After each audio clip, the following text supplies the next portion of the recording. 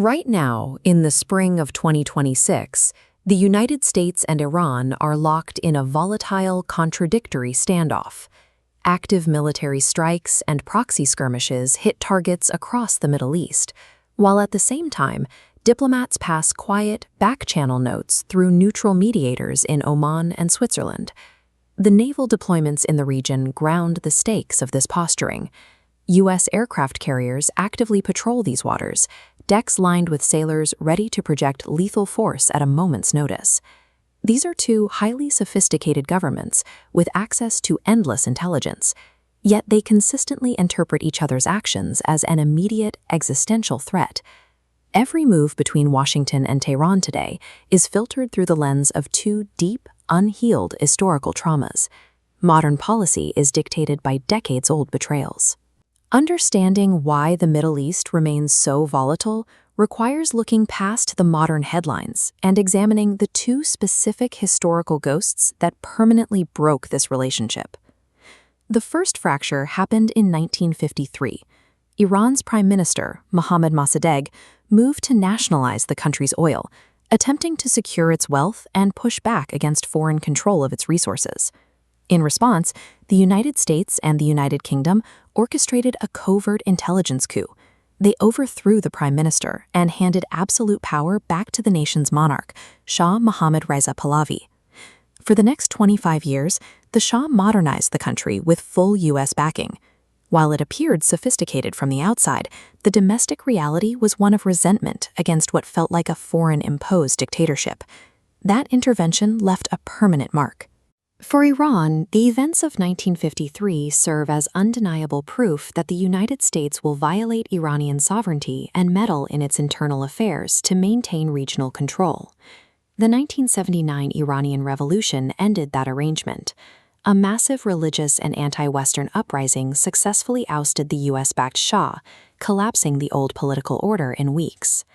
The immediate crisis was triggered shortly after, when the U.S. admitted the exiled sick Shah into the country for medical treatment.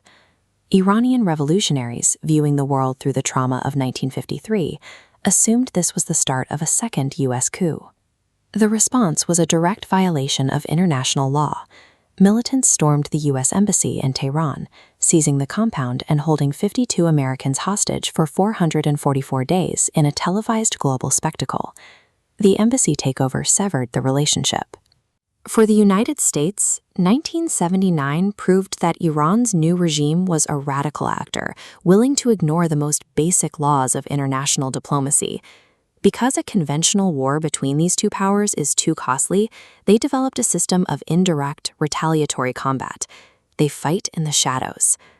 This map visualizes U.S. economic isolation, freezing accounts and applying crippling sanctions to lock down Iranian resources. Zooming into the Middle East reveals Iran's retaliation.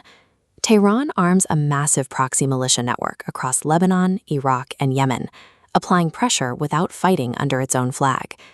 This shadow war carries an immense cultural weight. When the U.S. assassinates high-ranking proxy leaders like Iranian General Qasem Soleimani in 2020, the resulting public mourning seeds the next generation of grievances. This structure of financial chokeholds and proxy violence allows both nations to constantly bleed each other. They avoid declaring war, but they lock the entire region in perpetual instability. All of this tension converges on Iran's sprawling underground nuclear program. Tehran views this industrial capability as the ultimate deterrent to prevent another 1953. Washington views it as the ultimate 1979 nightmare. The 2015 JCPOA, the Iran nuclear deal, functioned as a highly mechanical contract. It traded strict, verified limits on uranium enrichment for the lifting of economic sanctions. The agreement held for 3 years.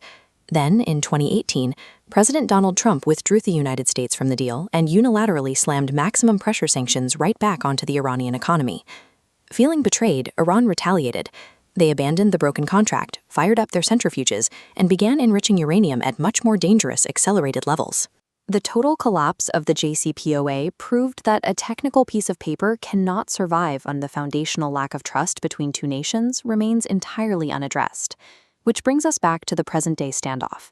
The core psychological tragedy of the US-Iran relationship is that these two nations do not read each other in the present tense. There is a complete linguistic disconnect. When the US demands precaution and regional security, Iran hears control, flashing right back to 1953. When international diplomacy consistently fails here because it treats the conflict like a simple math equation. Negotiators try to balance sanctions against centrifuges while ignoring the deeply human element of historical memory. Until the deep historical scars of 1953 and 1979 are finally acknowledged, any new treaty is just paper. And until that happens, the entire Middle East remains one miscalculation away from catching fire.